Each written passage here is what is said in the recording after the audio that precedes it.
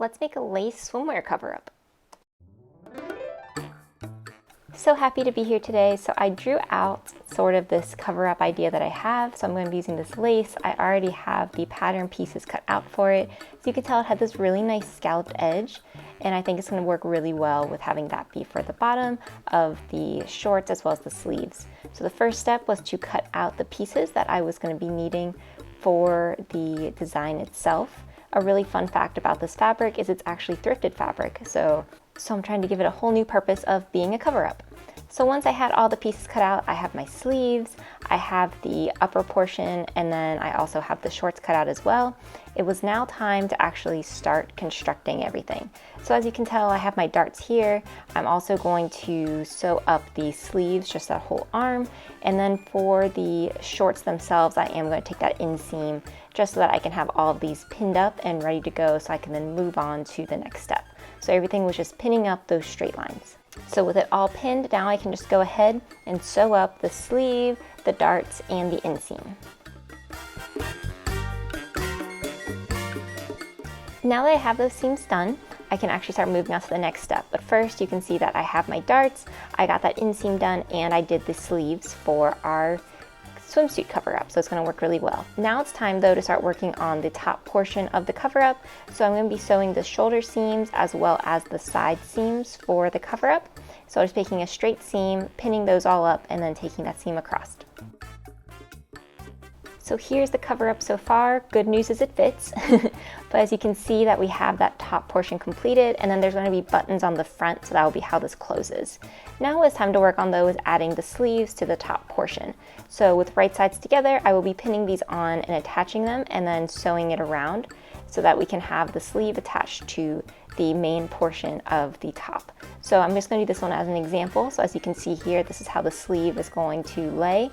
I don't have to worry about taking a hem at the bottom of the sleeve because it does have that scalloped edge. So I'm following the exact same pattern that I did earlier, and just with right sides together, pinning the sleeve to the jacket portion and then taking a seam all the way around. And here's what the top fully looks like at the moment. So we have both sleeves on.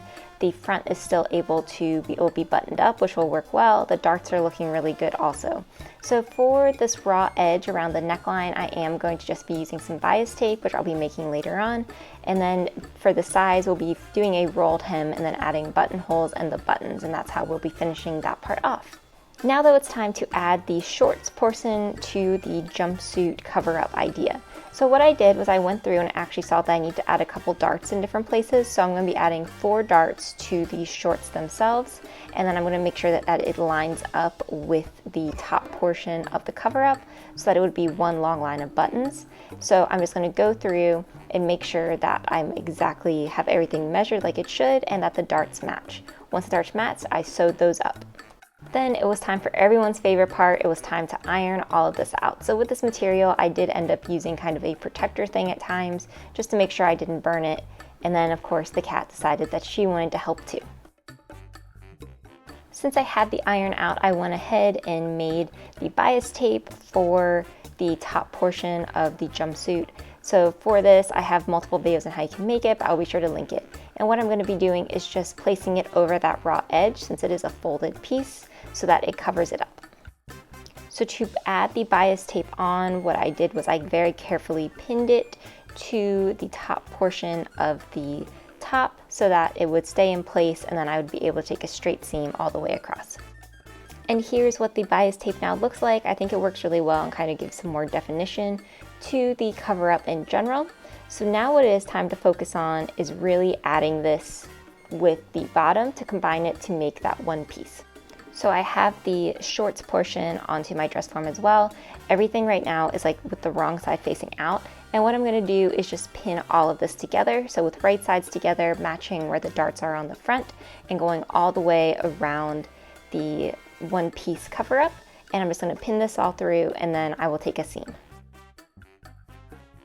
the main portions of our construction are now done. We have the top sewed onto the bottom, sewed onto the sleeves. So really now what's time to work on is the closures at the front with those buttons. So since this is lace and I'm going to be adding buttonholes and buttons, I wanted to make sure it'd be able to hold up to that. So I'm going to be using kind of a stabilizer piece of this like mesh material so that you're not really able to see it, but also it provides a little bit more support. So to do this, I'm going to fold over my fabric and then put this stabilizer piece of material in between so that the raw edge is gone, but then it also has that extra support from this stabilizer. And then I will pin this all the way down on both sides, and then I'll be able to sew it on and take that straight seam so that it is much stronger than what it was before.